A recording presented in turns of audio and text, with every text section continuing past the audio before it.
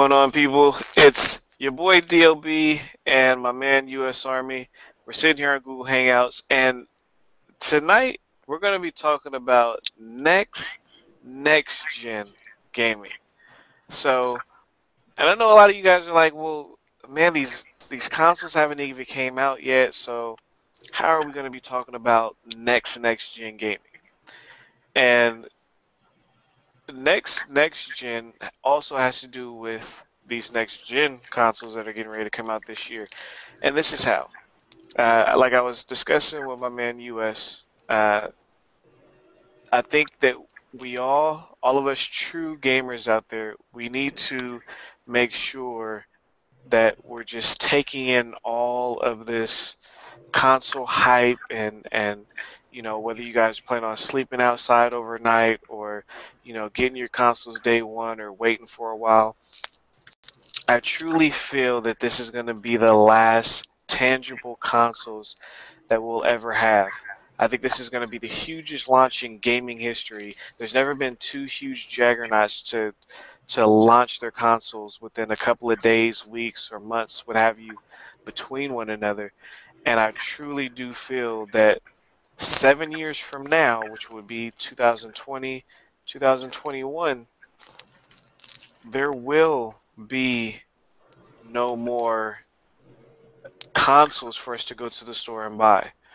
So, to give me an example, US, how old were you when the PlayStation 3 first came out? Put that into perspective. The day, okay, I got my PS3 3 days after launch because of a shipping error at Best Buy that was wrapped around the building, the line. I had no hope. I had no chance to get one. So I was a determined little kid, though. I was 15 years old. Didn't even have my driver's license yet because I was a few months before my birthday.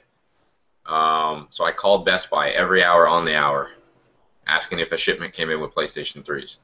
3 days after the launch, sure enough, a truck pulled in. They were literally unloading it, and the guy told me I had to have a parent in the car to drive there because I'm 15 years old because I had my learner's permit. I had to drag my mom out of the post office, drop all the packages that we're delivering for Christmas, all that good stuff, to drive up there. I was 15 years old, and here I am about to graduate university. I'm turning 22. These things been out for a while. Yeah. Like you said before we started recording, the iPhone hadn't even came out yet. Um, and you look at where smartphones are now. I mean, their apps weren't even, huge back then. And look at, where they're at right now. So to put that in perspective, I definitely feel that 7 years from, and we're talking about these consoles launching the end of 2013. So basically 2014, 7 years from 2014, that's like 2021, 2022. And I think during that time frame, 7 years from now, imagine how much further technology is going to go because technology is moving faster and faster every year. So that's why I truly believe that these next gen consoles, there won't be a physical console anymore. And you could kind of see the writing on the wall because, like Valve, they're starting Steam. EA is doing Origins. And then I could actually see, and it's kind of scary in a sense, because I can see more big publishers doing something like this, like Activision and Blizzard. I could see them doing something like that during their own little gaming network type service or deal, because everything is going to go streaming. Again, that's why I feel that these are the last consoles, and you got publishing companies like EA and Valve who are kind of trying to get the engine running right now in the earlier stages, and then by the time the gaming industry is ready for that digital push, that stream push, they're already going to have their foundation built. So it's kind of scary because I could see companies like a EA not putting like NFL Madden on the next PlayStation or the next Xbox because they want people to come and get the game exclusively from their online service. And just like Valve, I can see Valve, like a game that used to be exclusive to the Xbox, Left 4 Dead. I can see them making Left 4 Dead or keeping Left 4 Dead exclusive to, Steam, so they can get more people, onto their network. So, and then again, if you get Ubisoft to do this, and then you get um, Active Blizzard to do this, then that's, that's all. That's a little scary. So, but that's how I feel about it. US. I mean, what's your take on it? Honestly, I agree with you. I know our last video we were agreeing to disagree. We butted heads pretty much the whole time, but I honestly think it's the same way. I mean, we had this discussion ahead of time. The PlayStation 3 was out before the original iPhone, and we have seen how far since the original iPhone phones have come. It began the whole smartphone era, which then led into tablets, which it's a whole, and like you said, the way things moved from year to year then to now is dramatic. How things grow and progress at such a faster rate than they did, and the way these consoles are going. Obviously, the next PlayStation, the next Xbox are going to be quite powerful. They're going to do the things that we needed to do, but the way they're trying to go digital, and then past digital to go streaming only, that gives right there a reason why you don't need to, because the hardware is going to be strong enough to do what you need it to do. But once you get to the point where your internet speeds or even their server on their side is strong enough to where we can stream these games, the hardware is completely irrelevant. And it's kind of scary because to be the devil's advocate, they almost need to release these consoles, not even so much because they have to because of hardware or limitations. They don't. And that's why I'm agreeing here. But it's more of a hype factor. They give people a reason to get back into the stores. They get back because you look at your first year after you bought your Xbox or your PlayStation, the amount of games you bought. You bought games that you really had no reason or interest in buying just because this is your PlayStation. You want to play everything. You want to do everything. But then you look at your last year of these consoles, not even knowing that it's coming to the end of the generation. You don't buy as much because you're not as hyped up to play. You feel there's other things you can be obligated to do, whether you're jumping on Origin on your computer, Steam, whatever. You lose that selling factor. You almost oversaturate the market at that point. Because I'm not just going to go out to the store and be like, oh, well, they got a red PS3 coming. I'm going to go get it because it's red. No, there's no point in that. So Right. I really don't think there's a need for them, and I think the companies are going to understand from a cost standpoint there won't be another next gen. But to be the devil's advocate, it seems like there's kind of a gray area there where they almost need to bring the market interest and the media hype to begin all over again. But I don't know. That's where they got to run a lot of numbers and market share type of stuff to understand that, because like you were saying, we really got to soak in this next generation to understand where this can actually go. Because if they make that push to digital, which we all know they already are, but if they really make that jump up to streaming, why make a consumer go out and spend $400 more? That's $400 they can put toward content. So Yeah.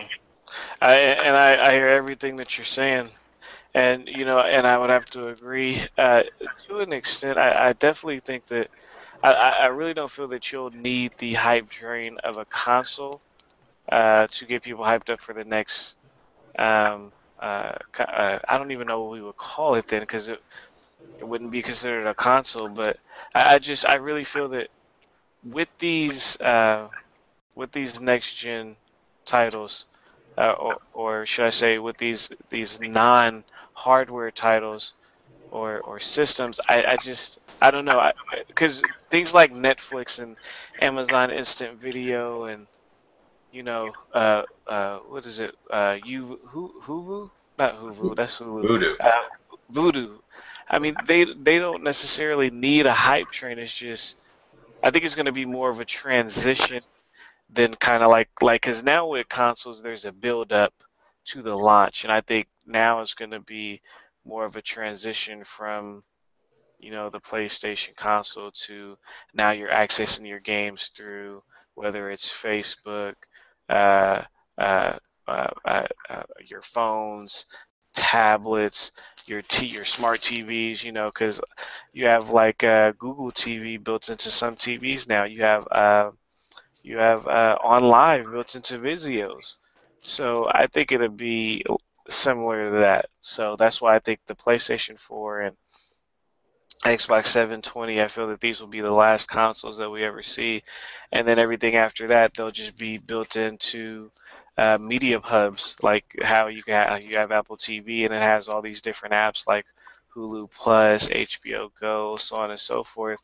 Where you'll have like PlayStation Network and then Xbox Live, and I think that's how they'll continue to, you know, uh, make money that way instead of actually having a physical console on the market. Because right now, I mean, there's rumors about Microsoft and the 720, where they're trying to get a deal going with Time Warner and Dish Network to sell their console as a set-top box, but it's also a gaming machine as well. So it's really interesting to see the direction that the gaming industry is going in. It almost at times seems like Microsoft and Sony are focusing more on the media hub side than they are the gaming side.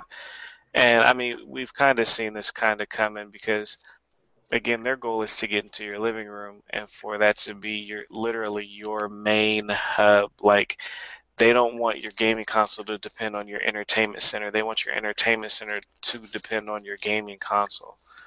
So uh, I definitely feel that after these consoles, I think that's it. I think these are going to be the last hardware consoles we see, and everything else is going to be software. So listen when A I lot tell of you, people. software, but I also think they're going to really to counteract. Let's say in 7 years, like well, obviously 7 years is a long time. Like we Right. saw the boom of Facebook, we saw the boom of Google. I mean, like those things existed, but they weren't the way they were today. And Mm, obviously now to the point where we have apps, whether it's on your Vita, on your Xbox, whatever. There's Twitter, there's Facebook. But in 7 years, we don't know what the next big thing is going to be, whether it's social, whether it's media, however they're going to counteract that. And the way they're probably going to do that, also to drive in profits and money, is to pull in, like we've talked about before, peripherals where you're going to be designated to buy the Sony brand or the Microsoft brand. That's really it, and you're going to spend you know extraneous prices on these things that have no reason to be, but in order to open up some more of these doors. And I think that's the way they're going to do it because I agree from a gaming standpoint and from a media standpoint, but the way so much can change in 7 years, it's almost scary to think it's not so much the hardware that's going to be limited, but it's more how are they going to open up to more features. Yes, it's internet ready, and yes, they can do firmware, and yes, you have expandable hard drives, but there's got to be a point where you draw a line where those selling features are no longer there, unless it is literally a peripheral for it, like let's say the Kinect.